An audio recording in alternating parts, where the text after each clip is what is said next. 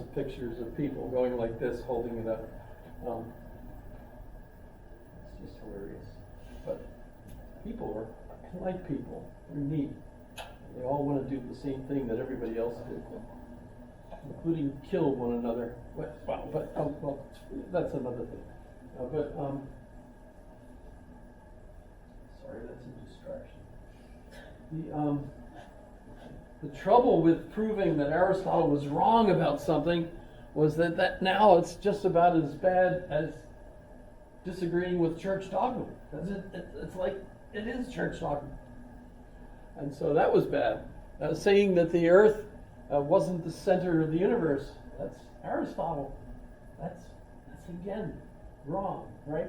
And what's happening, of course, is we've got this development now of mathematical science. Galileo was actually a mathematics teacher in whichever university it was that he taught at. Pisa? I don't remember. But in any case, you end up with mathematics being different. And remember, I also argued that thanks to logic, and that being their main issue for the monks, that they really developed logic to quite an advanced skill compared to Aristotle, so they're able to also find logical problems that Aristotle had in his works.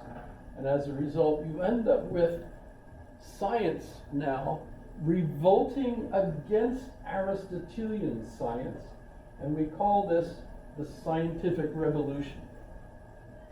So when you look at what we call the scientific revolution, it's actually the revolt against Aristotle, his science, and developing scientific methods.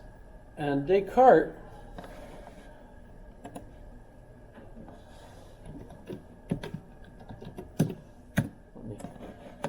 show you how ugly he is. I think he was born that way. I mean, there's other pictures of him, but that's the one you usually see. He was actually short, dies early, age 53. Born in France, he's French. He's born in a town that is now referred to as Descartes. He's another one of those names that I puzzled over, because Descartes was his father's name.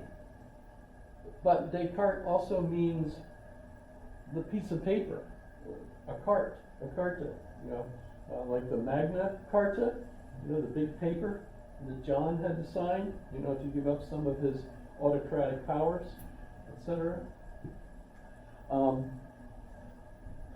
And what's he most famous for as a mathematician was his theory of geometric algebra.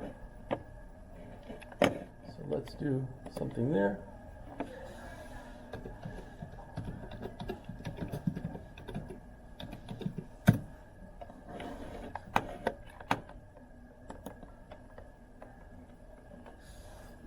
And what happened was, this is the story. He's lying in bed, and he's looking up at the ceiling, and he sees a fly walking around on the ceiling. And as the fly walks around, it occurs to him that if he had a grid drawn, X and Y axes, on the ceiling, he would be able to map the path that the fly took. And so he came up with this,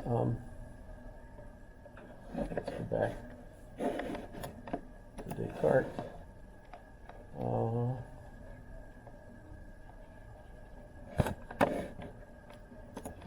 Let's call it Cartesian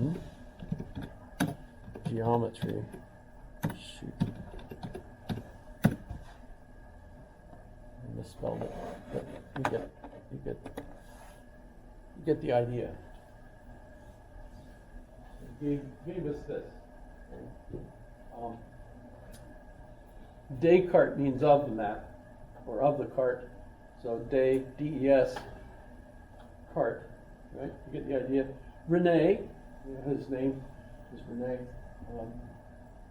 So that's just a puzzle. I'm not saying that he was named for what he invented, but darn, it's fascinating how this keeps happening, right? In any case,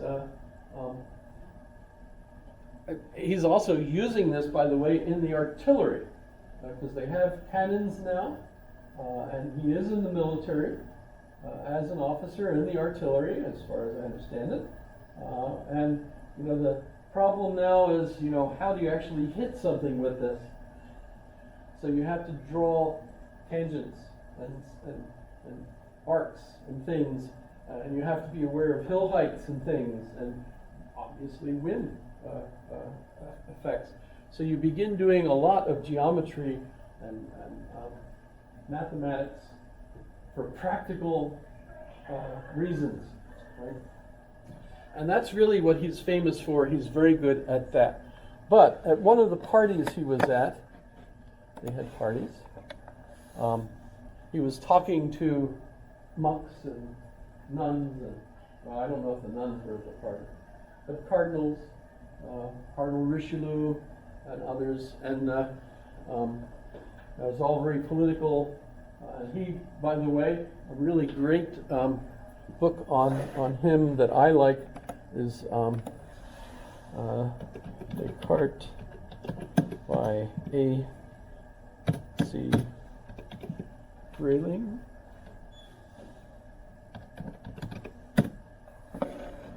So this book.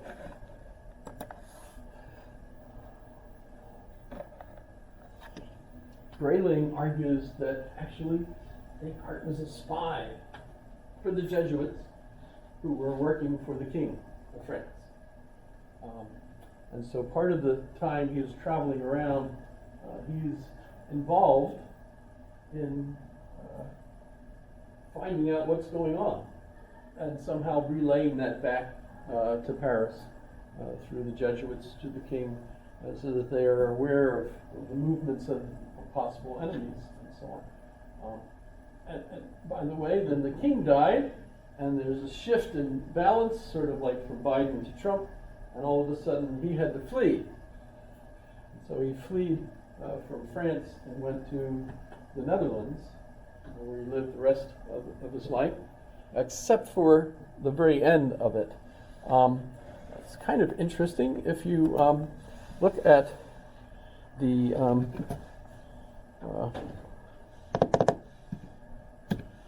what's it called when you take a body apart? Autopsy. The autopsy of Dr. Tulip. And yes, Tulip, by the way, Tulp, it says Tulp, but it's actually Tulip, I'm pretty sure. There's this painting here. This is Dr. Tulip. And yes, he did invent the tulip. Well, he didn't invent it. He's the one that made Netherlands' association with the tulips so famous. Tulips. Right? But in any case, Rembrandt painted this. Obviously, he didn't sit there and paint all of these people while they were involved in the actual autopsy. He painted each of them in his studio separately and put them all together in this, with Dr. Tulip explaining, the workings of the ligaments and things in the arm. We know who the body was. He was a thief, and we happen to know that he didn't have the other arm because it had been cut off previously for stealing. So, he was down to just one arm at the time that he was hanged. And Dr. Tulip prearranged to buy the body. As soon as he was dead, the executioner brought the body around because he was expecting to have a crowd of people over for dinner and a show. The show being the autopsy. And we happen to know that Descartes was in the audience. He's not in the picture, but he was sitting there in the audience for this autopsy, etc. So that's kind of. Pardon? Did they eat before or after? I think they were eating during. Like when you go to the Bearstooth, and you watch a movie, you bring your food with you. So right? Well, I don't know. Popcorn. Yeah, I know. Well, and it actually gets worse, because Descartes clearly bought bodies, including animals, but maybe other ones. It was a quite, in fact, there were some people that buried their loved ones in a cage underground, so that if anybody, brought it up, they couldn't get through the cage, so their loved ones were protected. Because they would, wait, somebody was buried, and then they'd dig them up. Or they might have just bribed people ahead of time, because there was a big interest now, and it was, strictly speaking, I think still illegal to do this. But one of the things that we see is that Descartes gives us the pineal gland.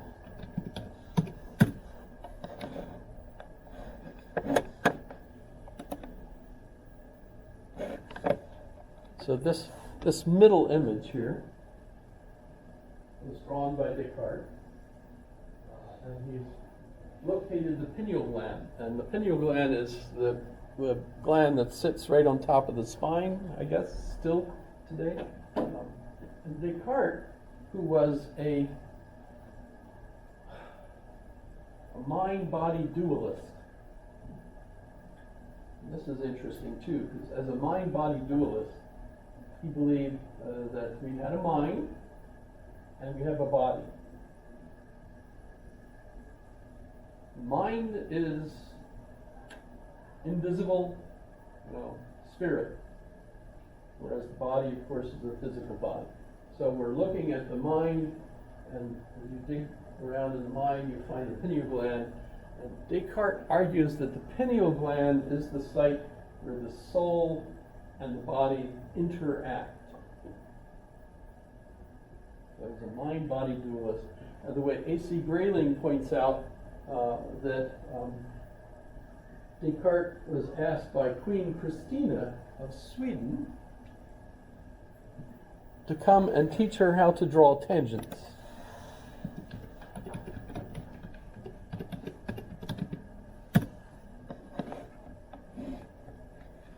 She's quite an interesting person herself.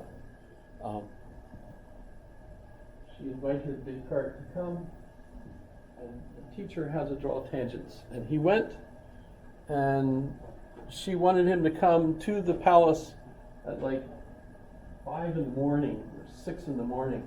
And Descartes never used to get up earlier than 12. And so he had to do what the queen said, so he went, and one of his friends ended up getting pneumonia, and Descartes started taking care of his friend, and he got pneumonia and he died. So everybody blames Queen Christina on the death of Descartes.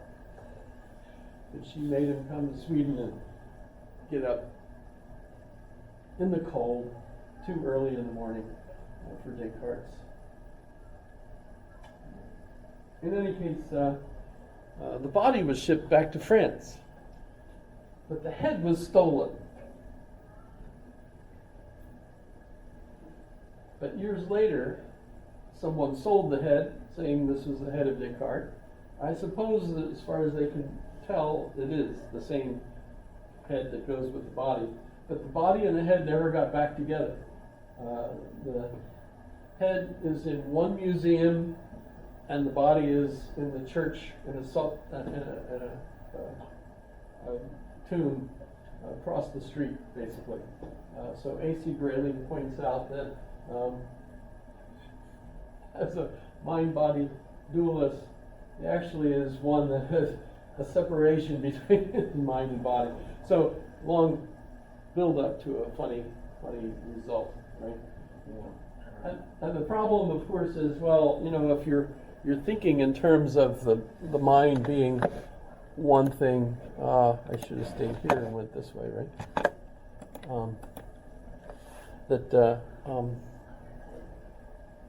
It doesn't work. This becomes what's referred to as Descartes' error.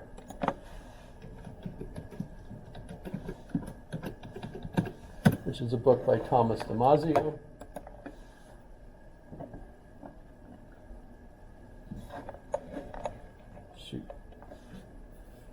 So, I mean, a lot of our contemporaries will certainly argue that the body is all there is. And by the way, that's not a problem for Aquinas. One of the things that a lot of people didn't like about Aquinas, remember the Platonic view is that our soul is separate from the body. Aristotle's view was that your soul is the activity of the body. And so accepting Aristotle's philosophy meant changing a really significant characteristic of the faith, and that was that your soul is not separate from your body. So when you die, what happens to your soul? It's just the activity of your body. I mean, your body still kind of does things, but it doesn't really do things, so. This is an issue, right?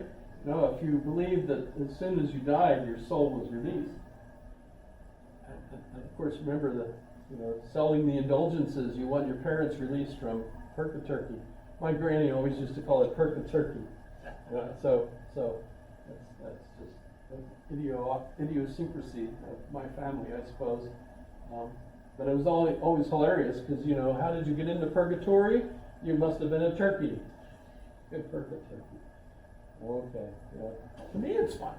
I don't know. It's not funny to everybody. In any case, they will argue that Descartes makes a significant error in thinking that the mind and the body are separate. Well, I've only got a few minutes to go to quick address Hobbes.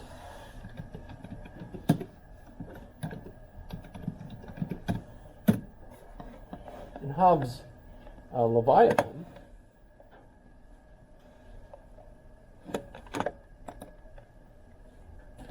notice the cover. If you look at the cover, this is the king. And the king is